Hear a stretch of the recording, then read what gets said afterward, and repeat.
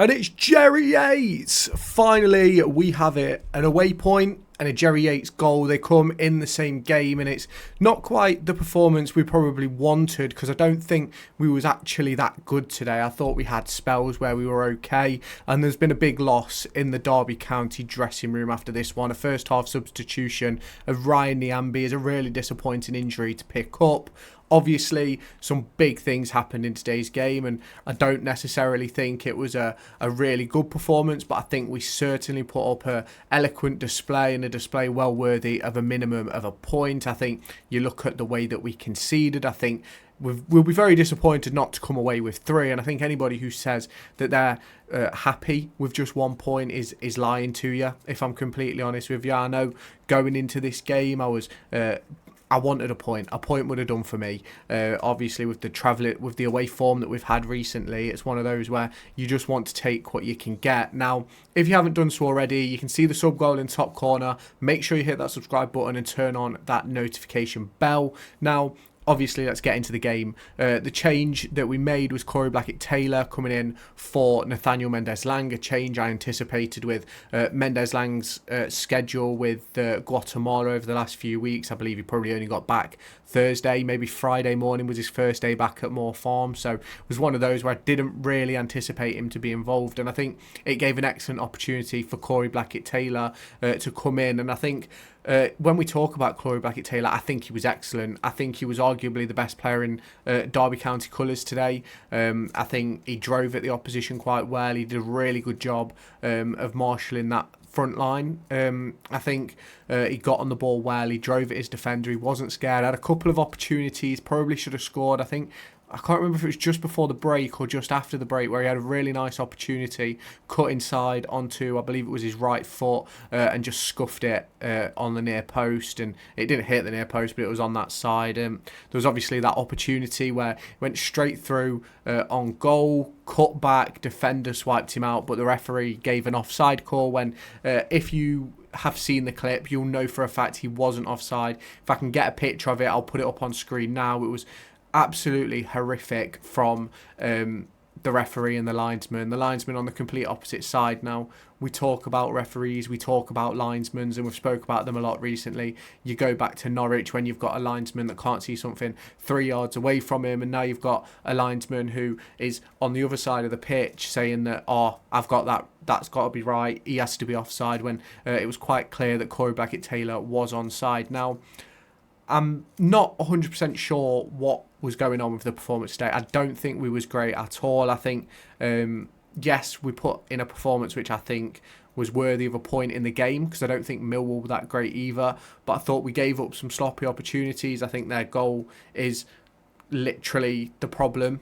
You talk about the way that goal was conceded. I think it was a throw-in from Millwall. Curtis Nelson boots it, just bounces off their player and onto the on-running man, and it's a really good chance for them, and you can't really fault Curtis Nelson for the situation, but it's one of those where sometimes a little bit more composure would have probably got us 3 points today. And I think, and I'm not quite sure what was going on with the substitutions. I was tweeting during the game, and I have no idea what Paul Warren was thinking. We obviously had to take off Ryan Niambi really early, which brought on Kane Wilson, which I thought made us a little bit chaotic at the back. I'm not sure what you lot think. Obviously, let me know your thoughts in the comments.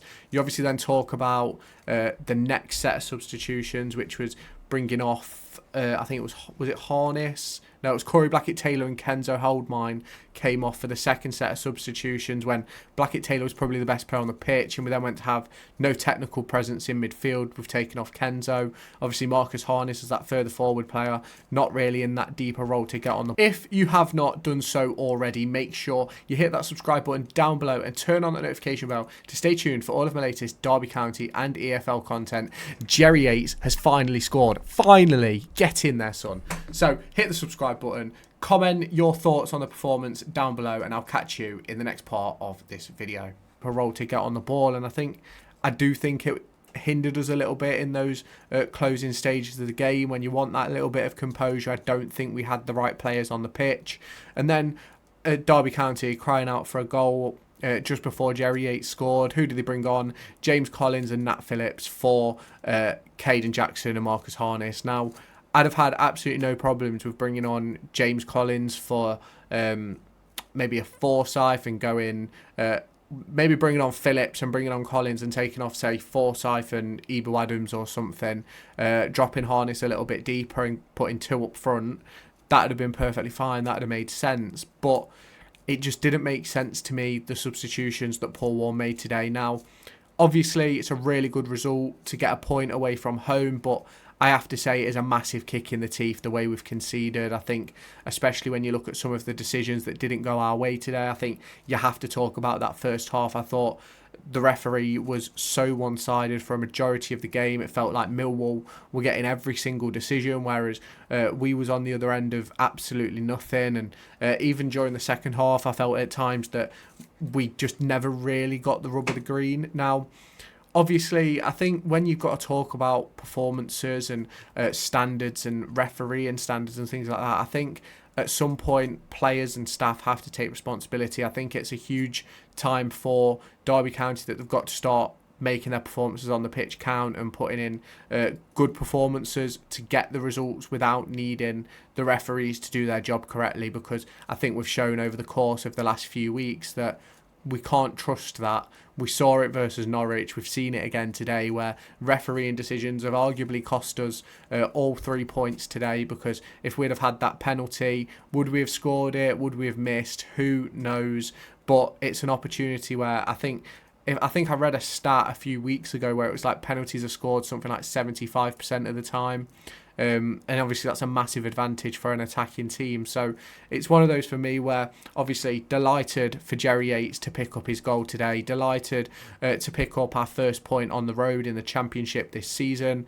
That'll put us on 13 points in 10 games, which isn't that bad at all. 1.3 points a game. I think that takes you to around 61 points in total. So I'll just check it out on my calendar. 1.3 times 46, 59 points over the course of a season that would be, which for me is abundantly safe. Like I've said it from the start of the season, and I'll keep continuing to say it, that I think that 50 points is the magic number. If we can get to 50, I think we're well safe this season. We're obviously on the way to do that. You've obviously got Oxford United coming up next on Tuesday night. I believe it is Oxford who we have next. You can obviously correct me down in the comments. I think maybe the Corey Blackett-Taylor and Kenzo substitution had that a little bit in mind. Obviously, I think Corey Blackett-Taylor should certainly be starting that game. I think realistically, I think Blackett-Taylor was probably the best player on the pitch for Derby County. I thought Millwall had really good opportunities. I thought they were a really good side.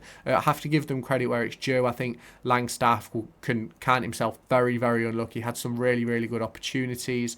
I think Honeyman had a couple of good opportunities as well. He looked a real danger. And it's one of those for me where what we got from Millwall today was exactly what we expected. It was a physical, intense battle, and I think Neill Harris has done a really good job at getting Millwall back to what Millwall are. Now, the important thing is about what he can do next with them, and obviously, as my content on this channel, I'll be keeping across the Championship.